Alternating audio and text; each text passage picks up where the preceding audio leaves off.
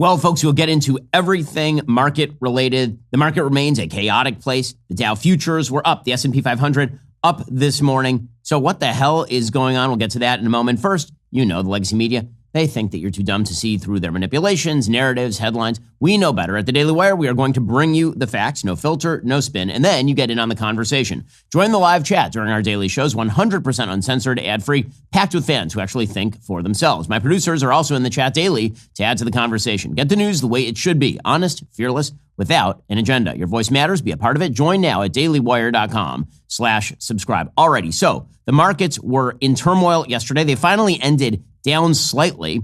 And one of the questions is, what the hell is going on? Have we already hit bottom? Is sort of the big question. Because if we have, great. The Dow futures, again, this morning, were up over 1,000 points. The S&P futures were up about 2.5%. The NASDAQ futures were up 2.26%. So is all the panic overrated? Is it all over? Are we basically now on even keel footing? Well, to understand that, you sort of have to understand what happened in the market yesterday. So it was a wild session yesterday in the markets, up and down and all around. There were points at which the market was down over 1,000 points. There were points at which the market was up over 500 points. And nobody really seemed to be able to get their hands around what exactly was happening. According to the Wall Street Journal, stock futures rose in after-hours trading Monday following a day of market whiplash that ultimately left major indices largely unchanged. Contracts tied to the Dow Industrials, the S&P 500, the tech-heavy NASDAQ 100, all ended up gaining more than 1%. A false dawn on the tariff front fueled a brief rally Monday morning, with the S&P 500 surging some 7% from its low on the day before the administration clarified there would be no delay in implementing new levies. And this is the key to understanding what's going on with the market. So yesterday, there was a $2 trillion swing. A $2 trillion swing. And part of that came in the middle of the day when there was a false report that Kevin Hassett, the head of the National Council of Economic Advisors, had said that there would, in fact, be a 90-day delay put on the tariffs. And it turned out he didn't say anything like that. It was a false report from a blue check on Twitter. And again, blue checks on Twitter don't mean what they used to mean. If you were a blue check during the old Twitter days, that meant that you were somebody who was usually at a large outlet or somebody who was quite famous. Now you can sort of buy the blue check. And so just having a blue check by your name doesn't mean anything, but it's still taken in the old way. So some bizarre account put out a statement that the United States was going to essentially postpone the implementation of Trump's tariffs for 90 days. And the market spiked immediately, went up hundreds and hundreds of points. Within minutes, the White House said that's not true. And then the market dropped again. Again, that was bad reporting. CNBC ran with the reporting because they were very excited to be first. And then the markets dropped again. And right now, nobody knows what in the hell is going on. And that is the key to understanding what's happening right now. Because no one knows what's going on, people are afraid that they're going to be selling into an up curve, and they're afraid they're going to be buying into a down curve. And so pretty much the markets are just chaotically roiling at this point, which makes perfect sense. And you can see it not just at home, but you can see it abroad. So, for example, the Japanese Nikkei, it dumped tremendously in the early morning yesterday. And then in the aftermarket last night, the Nikkei ended up rising 7%. Why? What happened between Sunday night and Monday night? And the answer is that Treasury Secretary Scott Bessent put out a tweet thread in which he said that Japan was in the middle of negotiations with the United States. Quote, following a very constructive phone discussion with the government of Japan, the president has tasked me and the U.S. Trade Representative to open negotiations to implement the president's vision for a new golden age of global trade with Shigeru Ishiba, who is the Prime Minister of Japan, and his cabinet. Japan remains among America's closest allies. I look forward to our upcoming productive engagement regarding tariffs, non-tariff trade barriers, currency issues, and government subsidies. I appreciate the Japanese government's outreach and measured approach to this process. China has chosen to isolate itself by retaliating and doubling down on previous negative behavior. Over 50 countries have responded, both openly and positively, to the president's historic action to create a fairer, more prosperous system of global trade. We look forward to meaningful negotiations with them over the coming weeks. So it sounds to Japan as though the Trump administration is looking for an off-ramp, like they are looking to get off this train. And indeed, the best case scenario for the tariffs, I've said this since literally the first day, is that what Trump was looking for was a zero tariff regime with various countries around the world. That basically he declared war on pretty much everybody in order to get everybody to the table, and then he could get them all to lower their tariff barriers and non-tariff trade barriers. Victor Davis Hanson, the historian we've had as a guest on the program, tremendous historian, he has a piece of the Free Press trying to make the strongest possible case for Trump's tariff regime, and what he comes up with is reciprocity. Here's what he writes at the Free Press. The fall of the Soviet Union and the ensuing globalization should have shocked Washington policymakers out of their static half-century trade orthodoxy and into readjusting American trade policy to ensure parity and reciprocity, especially as Chinese imports, coupled with U.S. outsourcing and offshoring, began to result in a rust belt with an array of accompanying social and cultural pathologies. But the 1990s exuberance of an unrivaled hyperpower America, now victorious not just in World War II but over the Soviet Union as well, created a sense of unreality in Washington. In reductionist terms, those tasked with directing U.S. trade policy rarely cared to calibrate the real social, cultural, and moral costs of millions losing high-paying jobs, of small communities offshored and outsourced into oblivion, of soaring opioid use, suicides, fragmented multi-generational families, and a nation increasingly dependent upon strategic materials, pharmaceuticals, and precision machinery imported from abroad, and not always from allies or neutral nations. And so he concludes, quote, "The ideas of equity and symmetry are critical to Trump, not just financially, but also psychologically. In Trump's world, those nations that consistently rip off the United States do so because they do not respect or fear the United States. Without such deference, Trump argues, America insidiously also loses its influence and deterrence abroad. In a larger Trumpian sense, a nation that will not secure its border, insist on fair trade, or address a $1 trillion annual trade deficit will be considered weak abroad and ripe for exploitation. In terms of national security, America now relies on other nations for key parts of our munitions, for life-saving drugs and medicines, for strategic materials and ores, et cetera, et cetera. The emphasis on reciprocity is the key to winning support for Trump's tariffs." And then Victor Davis Hanson put out a tweet that essentially said the same thing. "Please, tariff symmetry," he writes, quote, "A key to reducing the nearly $1 trillion trade imbalance and encouraging foreign investment is the idea that trade reciprocity and parity, roughly zero tariffs or identical reciprocal tariffs between the United States and trading partners, are our primary goals. This is a concept the American people support wholeheartedly, and even in extremis will continue to do so." Totally agree with that. That is right. I've been calling from day one for the Trump administration to take the off-ramp of zero tariff policy. I've said from the beginning, before the beginning, that if what President Trump is attempting to do is get, for example, some sort of win off of Mexico or Canada before even this current tariff regime, if the goal was to get Canada to go to zero or Mexico to go to zero or shore up the border or whatever else it was, make that clear and then do it. But a chaotic rollout of global tariffs without any sort of clarity as to what we are attempting to achieve, that is going to be a different thing. Victor Davis Hanson, who again is an ally of the president and is talking up the tariff, says this, quote, "Talk of either reparatory tariffs, additional fines on partners for their past asymmetrical tariffs, or higher tariffs on countries that either now run deficits with America or have little or no tariffs with the U.S. will lose public support and only energize opposition to what otherwise is rational and sympathetic American position on rectifying a half-century of chronic and mounting trade deficits. True, many countries level tariffs under insidiously Machiavellian conditions, such as falsely constructed health and safety barriers, excise and VAT taxes, and currency manipulation.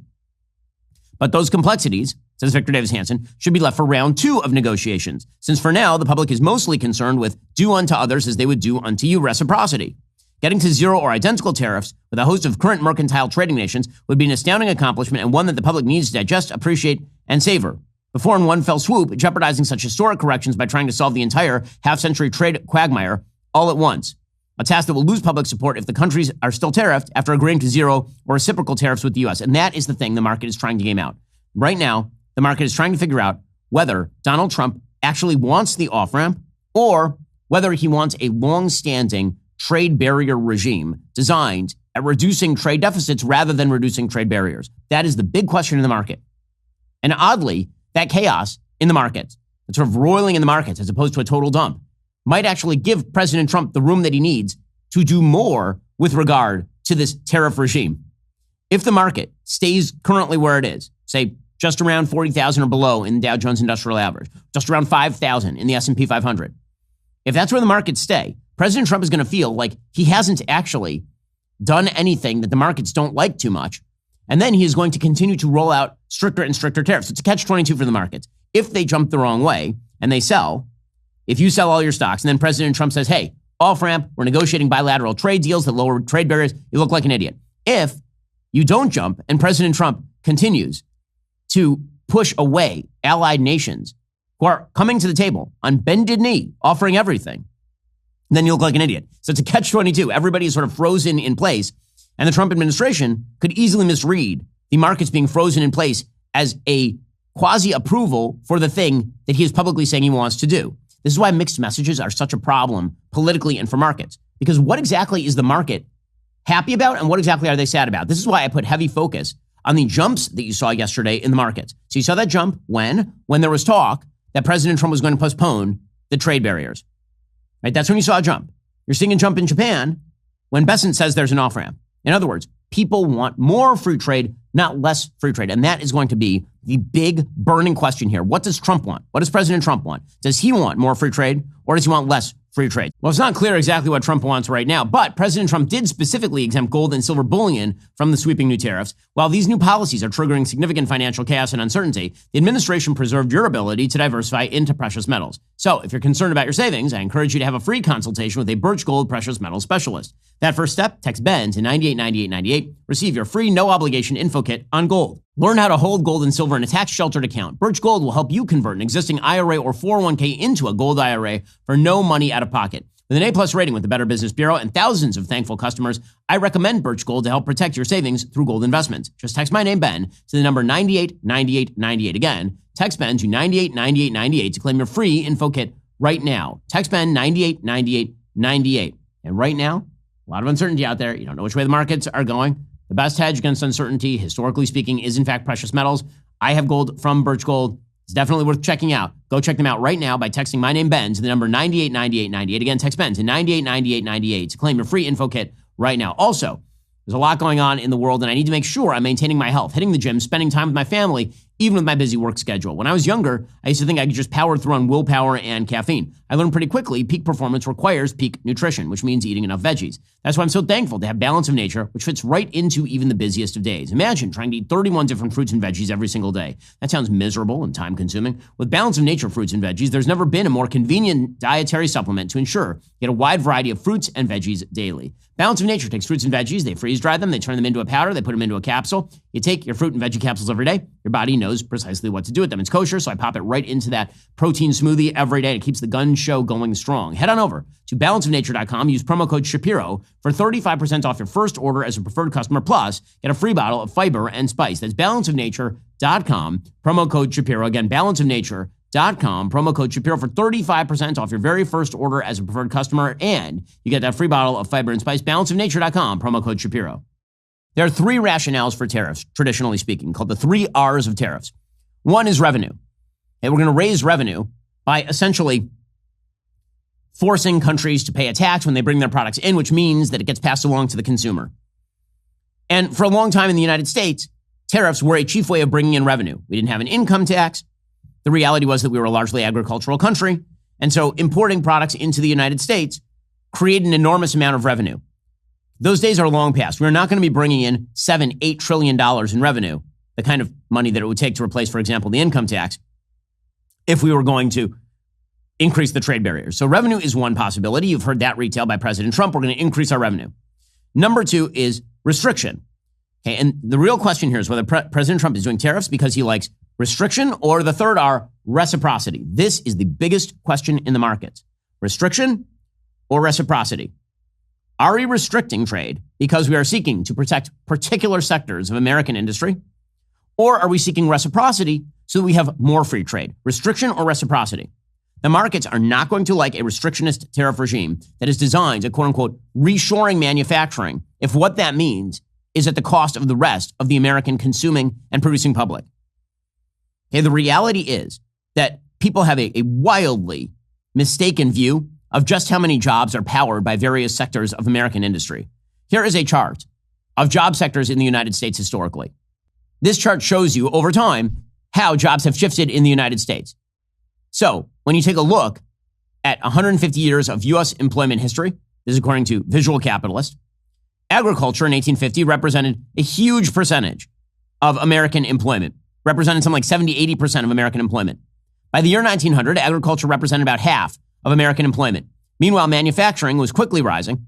Manufacturing hit all-time highs in the 1950s and 60s when it represented somewhere in the neighborhood of 26% of all American jobs. Agriculture shrunk down. Today, the reality is that about 10% of jobs in the U.S. private sector are in manufacturing, 10. And 10% are in agriculture. 80% are in services. So if you are doing restrictionism in order to bulk up American manufacturing, which, by the way, will be largely done by machines, not by additional humans, if that is your goal, and it's not a national security goal, it's a goal because you think you have a peculiar view that America is going to return to the 1950s where people we're working on sewing machines in factories or riveting in Ford factories. First of all, it's not the way that it's going to work because that is not how it works in industrialized countries. You have factories that are like that in China because China has 1.4 billion people and can force people in penury to work for pennies on the dollar. But here in the United States, we're going to push all of that into machinery, which is precisely why industrial production has continued to rise while employment in America has actually dropped because technology replaced the jobs. It was mostly not outsourcing. It was actually technology that replaced those jobs. Bottom line is this. If the goal of President Trump is restriction in order to bulk up the number of people employed in the manufacturing sector, for example, which sometimes President Trump retails, the markets are not going to like that. If the goal is reciprocity, and we start seeing in the next few days, President Trump cut good deals, which is the thing everyone is urging him to do. I'm urging it. Elon is urging it. Bill Ackman is urging it. Everyone, Bessent is urging it, as it turns out.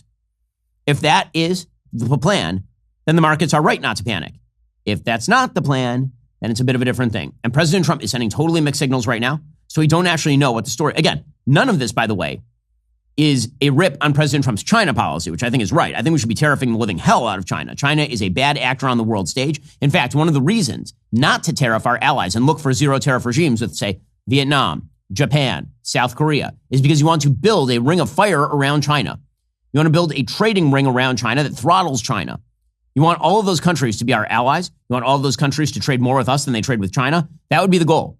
When you force everybody out into the cold, they're going to start making common cause with each other. That is the reality. You're seeing it from Canada, of all places. Mark Carney up in Canada is basically saying he wants to do a trade deal with China. And China is coming and offering all these places zero tariff regimes while President Trump is pushing out 10% tariff at a minimum.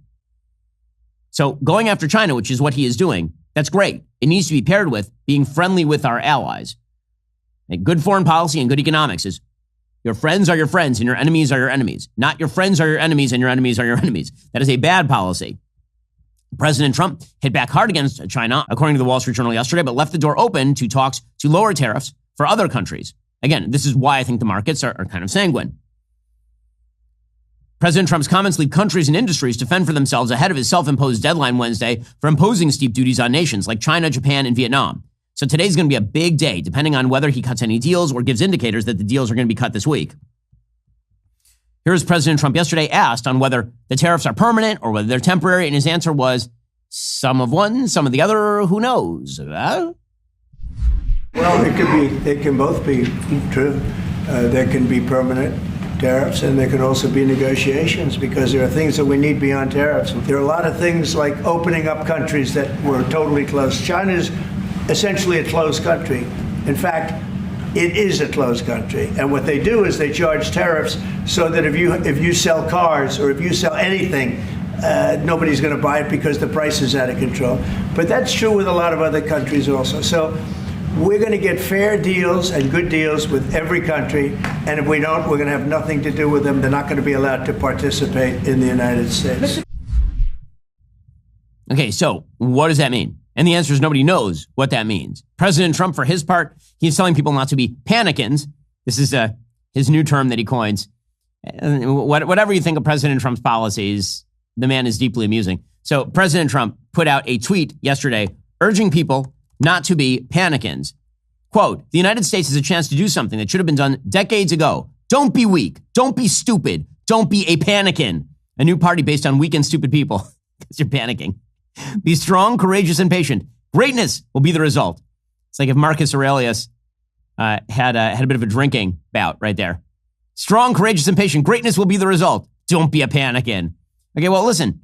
Everybody is happy not to panic if President Trump takes the off-ramp and we get to better trade deals. In fact, that'll be a win for President Trump. He should take the win. That's a thing that he should do. Because if not, then bad things could easily happen. Now, again, this is what his team is telling him. His team is openly telling him at this point that he needs to be taking the off-ramp. So Politico says that Scott Bessent actually went down to Florida to lobby President Trump on Sunday to talk about his endgame. Quote, Treasury Secretary Scott Bessent flew to Florida Sunday to encourage President Trump to focus his message on negotiating favorable trade deals or risk the stock market cratering further, according to two people familiar with the conversations, granted anonymity to share details of them. Bessent, who landed with the president at the White House on Marine One Sunday night, told Trump markets would remain in peril unless he started putting more emphasis on talking about his endgame with tariffs, winning deals with other countries. Bessent's view was the markets will keep melting unless you shift, one of the people said. You're not going to abandon the policy, but you have to talk about negotiating and what the endgame is.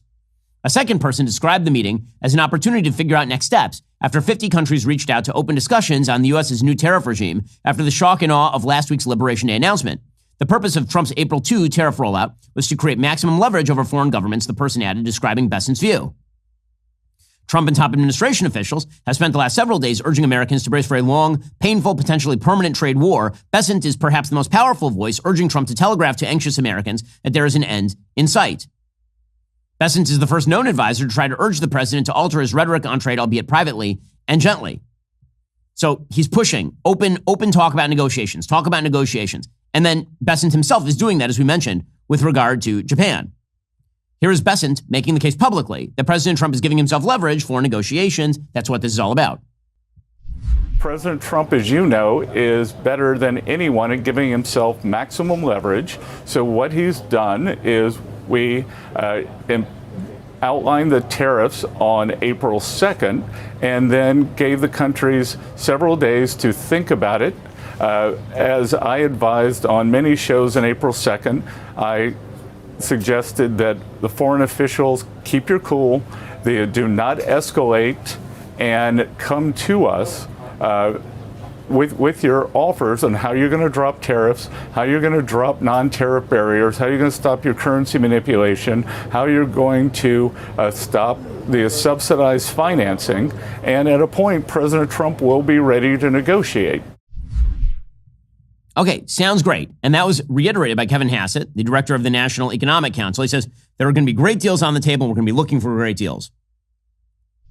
And so he's doubling down on something that he knows works. And he's going to continue to do that, but he is also going to listen to our trading partners. And if they come to us with really great deals that advantage American manufacturing and American farmers, I'm sure he'll listen. I've seen some deals that are great, and President Trump is going to decide if they're great enough. But again, after decades and decades of mistreating American workers, it's going to be tough to get him to decide to really come to the table and sign on the dotted line. But when he does, he's going to sign with that big, long, beautiful signature, and he'll have made a great deal for America. Kevin Hassett is saying deals are coming to the table. Well, we certainly hope that that is the case. But you know what? You constantly need to maintain not only your own financial security, but like your security. Have you checked your home title lately? Most homeowners never do. But with the growing amount of digital scams targeting property owners, it's more important now than ever. With modern technology, criminals have found an alarming way to steal your home equity. They simply forge your signature on a document, add a fake notary stamp, pay a small county fee, and just like that, your home title gets transferred without your knowledge. Once they control your title, they can take out loans against your equity or even sell your property entirely. The worst part, you might not discover anything's wrong until you receive an unexpected collection notice or foreclosure letter. That's why so many people, including our senior video editor, Adam, trust Home Title Lock. Do not wait until it's too late. Take a moment right now to verify your home title status and protect what is likely your biggest investment. Use promo code Shapiro at HometitleLock.com to make sure your title is still in your name. You'll also get a free title history report, plus a free 14-day trial of their $1 million triple lock protection. That's 24/7 monitoring of your title, urgent alerts to any changes. If fraud should happen, they'll spend up to $1 million to fix it. Go to HometitleLock.com right now. Use promo code Shapiro. That's HometitleLock.com. Promo code Shapiro. Once more, HometitleLock.com. Promo code Shapiro. Also, when you are starting off in life, you really need to make sure that you are taking care of the things you need to take care of financially. And that means being smart. It means investing in a smart way. And it also means making sure that your family is protected on the downside, which is why you need life insurance. Secure your family's future with Policy Genius Life Insurance. They make finding coverage simple, giving your loved ones a financial safety net to handle debts, expenses, or even build wealth over time. With Policy Genius, you can find life insurance policies starting at just $292 per year for $1 million in coverage. Some options are 100% online and let you avoid those unnecessary medical exams. Their side-by-side comparison tool shows you quotes from top insurers across America, completely free, no hidden fees. Our licensed experts are with you every step of the way, answering questions, handling paperwork, advocating for you so you can get the coverage you need and get back to living your life. 40% of people wish they'd gotten life insurance earlier. Get ahead today. Give you and your loved ones peace of mind knowing they'll be financially protected if something happens to you, covering their everyday expenses, mortgage payments, even college tuition if you're no longer there to provide. Don't just take my word for it. Thousands of satisfied customers will have 5-star reviews on Google and Trustpilot. No matter what stage of life you're in, Policy Genius helps you find the perfect coverage for your specific situation. Secure your families tomorrow so you have peace of mind today. Head on over to PolicyGenius.com/Shapiro or click that link in the description. Get your free life insurance quote. See how much you could save. That's PolicyGenius.com/Shapiro. Okay, and this is the thing I think that most Republican senators are looking for as well, including longtime allies of the president, like, for example, Senator Mike Lee of Utah, who is more on the libertarian end of the spectrum. He said Trump could go down as the most pro-trade, pro-growth president in modern U.S. history if he uses this moment as an opportunity to reduce trade barriers. Senator Ron Johnson, another MAGA ally, he said at some point you have to take yes for an answer. And this comes after Vietnam, Taiwan, the EU. People are coming to the table and they're saying, let's go 0 for 0. Let's do this thing. In fact, global leaders are rushing in, trying to get President Trump to actually agree to these things. According to the New York Times, on Monday, European officials offered to drop tariffs to 0 on cars and industrial goods imported from the United States in return for the same treatment. Israel's prime minister stopped by to personally petition Trump on Monday in meetings at the White House. Vietnam's top leader, in a phone call last week, offered to get rid of tariffs on American goods entirely. Indonesia prepared to send a high-level delegation to Washington, D.C. to directly negotiate with the U.S. government. Even Lesotho, a tiny landlocked country in southern Africa, was assembling a delegation to send to Washington to protest the tariff on its exports to the United States, which includes denim for Calvin Klein and Levi's. So, is Trump willing to negotiate? This is the big question. This is the big question. Is he willing to negotiate? If the answer, of course, is yes, if the answer is we get to off-ramps, everything goes back to status quo ante, and even better because it's basically the same thing that he did with regard to NAFTA and the USMCA. He negotiated a slightly better version of NAFTA that turned out to be the USMCA, and it was good for the American economy. He could certainly do the same thing and get bigger wins from other countries. Not as big as the wins that I think that would be touted, given the fact that we don't actually have a 90% tariff regime from the Vietnamese toward America. Those statistics on that chart were not true. Those were trade deficits. But he could get wins. He could chalk up those wins. He could claim those wins, and the economy would start to go up again. And the good news is that because of all of this, he now owns the economy. So if the economy goes up, then he gets all the credit. The converse, of course, is if the economy goes down, he is going to get all the blame, which, of course, is a point that is being made by people both left and right. Here is Senator John Kennedy from Louisiana making that point. Is President Trump's economy for better or worse now? Do you think it's Donald Trump's economy now? Oh, I think it is. There's no question. I think once he decided to add the tariffs, clearly, I mean, he will be held responsible, as he should, whether it turns out good or it turns out badly. Okay, so he is right about that. Meanwhile, Democrats, of course, are hoping for recession. They want President Trump to steer the economy into recession. Here's Senator Chuck Schumer, the Senate Minority Leader, saying that Trump is teeing up a new recession. He's obviously rooting for it. Make no mistake about it. Donald Trump is teeing up a nationwide recession. Less than a week after Donald Trump started the largest, dumbest trade war in American history, all the signs say America is heading towards calamity. Okay, so again, they're rooting for all this. So the question is, does he take the off-ramp? So we've seen some indicators, yes, because Bessent is pushing for it, and he's saying he's negotiating with Japan. Again, the Nikkei jumped this morning based on all of that. The Nikkei went up significantly, like 6%, 7%, based on the fact that people think there's going to be an off-ramp. And then there are some counter indicators, which is that President Trump is fine with this thing lasting for a while. So yesterday, the Prime Minister of Israel, Benjamin Netanyahu, visited the White House. Israel had offered, before the tariff regime even went into place, to go to 0. Now, the truth is, 98% of American goods going into Israel had no tariffs on them. The United States and Israel have had a free trade agreement for some decades. And again, Israel's just an example of one nation that's doing this. Taiwan is doing this. Vietnam is doing this. Even the EU is making these overtures. So here is Netanyahu going even further yesterday. He was talking with Trump in the Oval. And Netanyahu said, we're not just going to work on eliminating the trade barriers that exist. Those are gone. We are going to work on eliminating the trade deficit.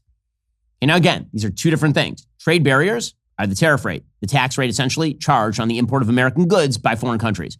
Then there are trade deficits. Trade deficit is where essentially Israelis buy less of American product than Americans buy of Israeli product. That'd be the trade deficit. I don't know how exactly you're supposed to accomplish that. You're going to tell Americans that they can't buy Bomba and diamonds and tech? Like, what exactly does that look like? But Netanyahu is basically saying to Trump, I'm going to give you every single thing you want. Just take away the tariffs. Anything you want. We'll get rid of the trade deficit even, the thing you care about. So here's Netanyahu saying that. I can tell you that I said to the president a very simple thing. We will eliminate the trade deficit with the United States. We intend to do it very quickly. We think it's the right thing to do. And we're going to also eliminate trade barriers, a variety of trade barriers that have been put up unnecessarily. And I think Israel can serve as a model for many countries who ought to do the same. Okay, so that is Netanyahu giving Trump all the things that he wants.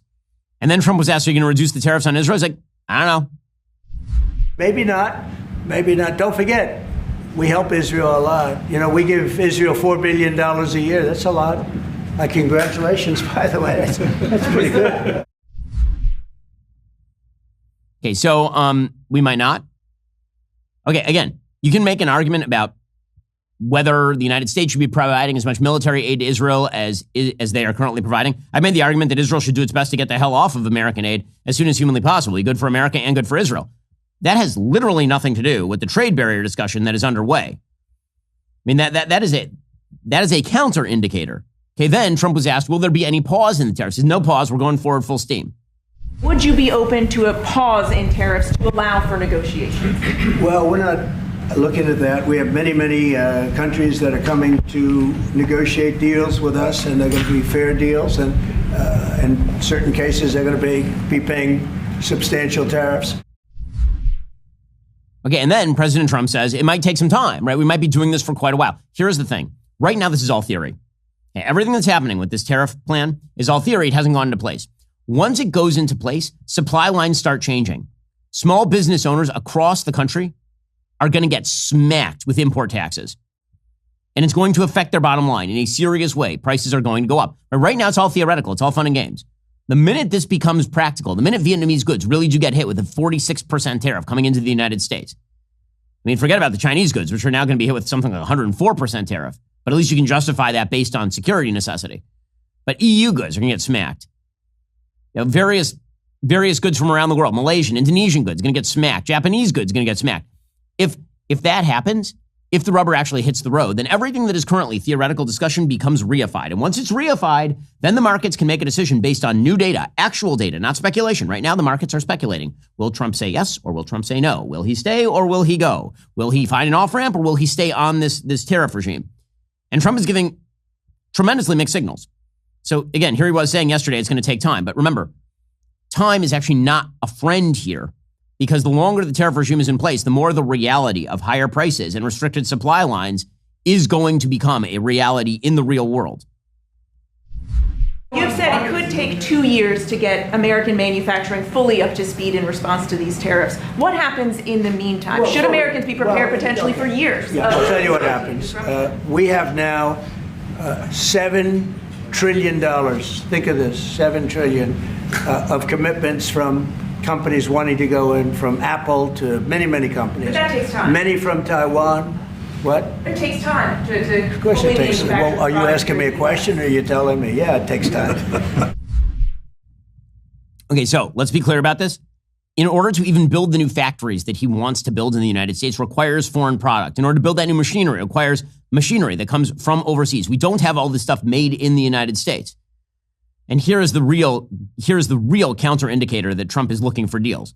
Yesterday, he was asked explicitly, what if the EU just goes to zero? What if the EU just says we're getting rid of all the trade barriers? And he says, not enough because the EU owes us.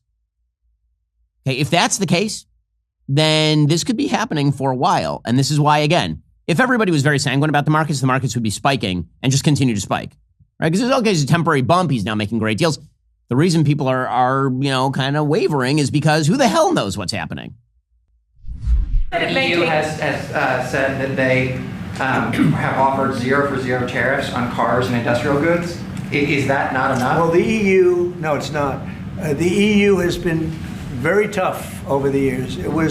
I always say it was formed to really do damage to the United States in trade. Okay, so again, he's saying not enough. So what's he going for? This is the thing the markets are trying to figure out. The EU's trying to figure out. Ursula von der Leyen, the head of the EU, she says, listen, we're ready to negotiate, but it turns out that we do 83% of our trade outside the United States. So if it turns out that we can't trade with the United States, well, we'll just reorient toward China, maybe toward Russia, maybe toward places that are not friendly to the United States. We stand ready to negotiate with the United States. Indeed, we have offered 0 for 0 tariffs for industrial goods, as we have successfully done with many other trading partners, because Europe is always ready for a good deal, so we keep it on the table, further diversifying our trade relations is very critical for us because this broadens the market opportunities and is crucial for our companies. So we will focus like a laser beam on the 83% of global trade that is beyond the United States. Vast opportunities. Okay, so again, that is von der Leyen saying, listen, we'd love to make a deal with the United States if Trump will take the deal. If he won't take the deal, we're going to reorient elsewhere. And this is the question for President Trump. It is the only question that matters. Is he doing these tariffs because he wants reciprocity? He wants a fairer deal, it's a fair shake, free trade? Or is he doing this because he wants restrictionism? Because he believes, as he has said many times, that tariffs make us richer. By the way, this is one of the big differences between his heroes, William McKinley, the former two-term president of the United States who shot in office during his second term early on. Teddy Roosevelt took over. William McKinley, very early on in his career, he was a congressperson, was extremely pro-tariff. Very, very pro-tariff. He wanted more tariffs because he believed actually that we were taking in too much in terms of revenue to the government. He wanted to lower the amount of revenue to the government, so he actually decided he was going to increase the tariffs to lower the revenue to the government. The increased tariffs actually caused him to lose his seat in Ohio. He then became governor of Ohio, and then he became president. But when he ran for his second term, he explicitly said he wanted to lower tariffs, William McKinley, because what he wanted was, wait for it, reciprocity. He wanted reciprocity. That's the William McKinley that President Trump needs to be following here.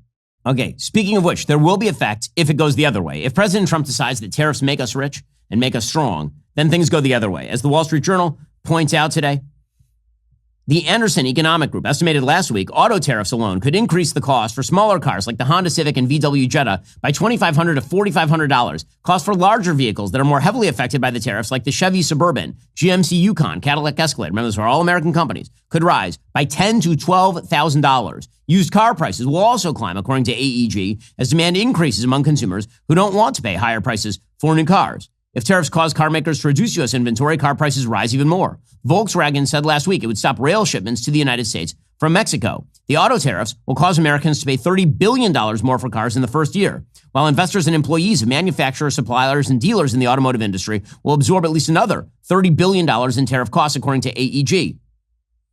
By the way, something similar happened with regard to President Trump's first term steel and aluminum tariffs. Steel prices in the United States rose 20% in 2018 as domestic manufacturers took advantage of tariffs to raise prices. According to former Ford CEO James Hackett, the tariffs reduced Ford's profit by $1 billion. Consumers and auto dealers ended up eating the costs. Okay, so the idea that this isn't going to apply at home, that somehow everybody is exempt, that is obviously not true. Maria Bartiromo over on Fox News makes the same point. Have an effect on Main Street. Some things will become higher priced. We will see some products actually, be raised in price because companies will pass on the cost of tariffs to consumers. I would expect that. That's why you have some people saying that we could see a recession. We'll see a growth slowdown. Okay, so Bartiromo's not wrong if Trump goes the wrong way. Mr. President, go the right way here. You have the leverage. Use leverage to make great trade deals. You're the deal maker. Do it. Make the awesome deals. Take the off-ramp. Because if you don't, then what comes next? There's no way, except for your administration, to own whatever comes next. And there will be pain. I mean, you yourself have said so. According to the Wall Street Journal, workers at Michigan's biggest auto factories are tightening their belts in case tariffs spark layoffs by causing a spike in vehicle prices and a drop in demand. One auto executive early last week darkly predicted Chernobyl if tariffs broadly hit imported parts, which they are scheduled to do next month. There are some, of course, like the United Auto Workers Union, who are happy about all of this because they believe that they are going to somehow increase their share of car employment in the United States. But of course they believe that. When the auto industry in the United States was bloated during the 50s and 60s, the UAW is what caused the bloat. Meanwhile, President Trump is threatening to veto a bill that would curb his power over tariffs. So again, if the idea is that Trump will own everything that comes next, good or bad, hopefully it's all good. Hopefully it's wonderful. Hopefully President Trump succeeds. As I've said before, the rest of his agenda is too important to get caught up in the middle of a gigantic global trade war leading to a possible recession. The Trump administration is threatening to veto a bipartisan Senate bill to give Congress the ability to review new tariffs, protecting President Trump's claim of unfettered power in the early stages of a trade war that is sinking financial markets, according to Politico. Trump's veto threat came as a handful of Senate Republicans signed onto a bill from Senators Maria Cantwell of Washington and Chuck Grassley of Iowa that would require the president to notify Congress within 48 hours of issuing any new tariffs, and that Congress explicitly approves any tariffs within 60 days. By the way, this is just as a baseline policy, it would be better for this not to be in the hands of a singular executive authority. Tariffs should not be set by the president of the United States unilaterally. You wouldn't like it if it were Joe Biden doing it, and you wouldn't like it if it were Barack Obama doing it. Obviously, this is a legislative power that is allocated to the national legislature under the Constitution of the United States. The one thing that the founders never predicted is that the legislative branch of the United States would basically just give up all of its power to the executive. And meanwhile, all of this assumes that Republicans actually get done what they need to get done with the one big beautiful tax bill. And that is now in some risk. According to the Wall Street Journal, House Republicans' moves to advance President Trump's one big beautiful bill this week have been cast into doubt by defections from GOP lawmakers worried that spending cuts are being pushed aside in a rush to enact tax reductions. Republican leaders want to vote on a fiscal framework that would unlock a fast track to legislation carrying Trump's priorities. Both Trump and House Speaker Mike Johnson are hoping to show progress on extending those expiring tax cuts to counteract the market chaos sparked in recent sessions by Trump's tariff rollout. Now, let's be clear about this. The market has already priced in the big beautiful bill. They believe that the big beautiful bill is going to get done. The market is not going to spike on the big beautiful bill getting done. The market is going to dump on news that it doesn't get done. This is all downside risk for the Republicans if they do not pass something here. Speaker Johnson says the American people are counting on us. Failure is not an option. In a post on Truth Social, President Trump directed the House to pass the Senate measure quickly, saying it will make even the subject of world trade far easier and better for the United States. But the House GOP is fracturing. Republican opponents already have more than enough declared no votes to block the House from passing a version that came out of the Senate on Saturday. They say the Senate version doesn't lock in enough spending cuts alongside tax cuts, and pushing it forward now risks unacceptably large budget deficits. So Johnson presumably is going to push on Trump to lean on the Republicans. It's not just members of the House Freedom Caucus like Chip Roy or Andy Harris. It's also Lloyd Smucker of Pennsylvania, David Schweikert of Arizona, who's concerned about budget deficits. Now, again, one of the things that I find bizarre about the sort of Republican take on budget deficits, the reason for the budget deficits is systemic in nature. You ain't going to be able to bend that cost curve just by doing some minor cuts around the edges of various programs. The rule of politics is really, on some of these things, go big or go home. Incrementalism in these bills, sure, it would be better than nothing. But I'll tell you what, I'm not sure that it would be better than nothing in this case. Seriously, given the fact that the downside risk here is you don't pass anything, I think the bill passes, and it has to pass, because if it doesn't, the economy really does bottom out, because it means an automatic tax increase in the very near future. And meanwhile, while all of this is happening, again, President Trump is chalking up wins on a number of other fronts. So yesterday, President Trump chalked up a win at the Supreme Court of the United States over the Alien Enemies Act. According to NBC News, the Supreme Court on Monday threw out a judge's decision to block the removal of men alleged to be members of the Venezuelan gang Tren de Aragua to El Salvador without any legal process under the Alien Enemies Act. That ruling, which was a 5-4 ruling, means the Trump administration can try to resume deportations under the Alien Enemies Act so long as detainees are given due process. Detainees must be given time to challenge their detentions via a habeas corpus claim and be able to challenge whether the act is being lawfully applied. So the Supreme Court is saying the Alien Enemies Act still applies. They can invoke it against gang members. According to the unsigned majority opinion, AEA detainees must receive notice after the date of this order they are subject to removal under the act. The notice must be afforded within a reasonable time and in such a manner as will allow them to seek habeas relief in the proper venue before such removal occurs. But it lifts the order from Judge James Boasberg, who had blocked the Trump administration from deporting people under the Alien Enemies Act. 5 conservative justices in the majority, Amy Coney Barrett, joined the libs.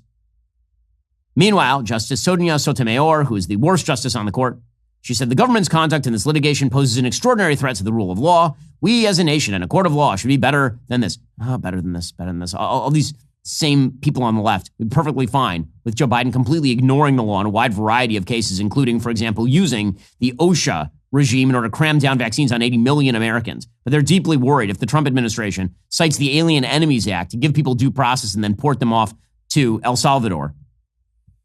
This is a win for President Trump. He's going to get to continue the deportations. Meanwhile, according to the New York Times, at least 147 international students were abruptly stripped of their ability to stay in the United States in recent days, according to universities and media reports.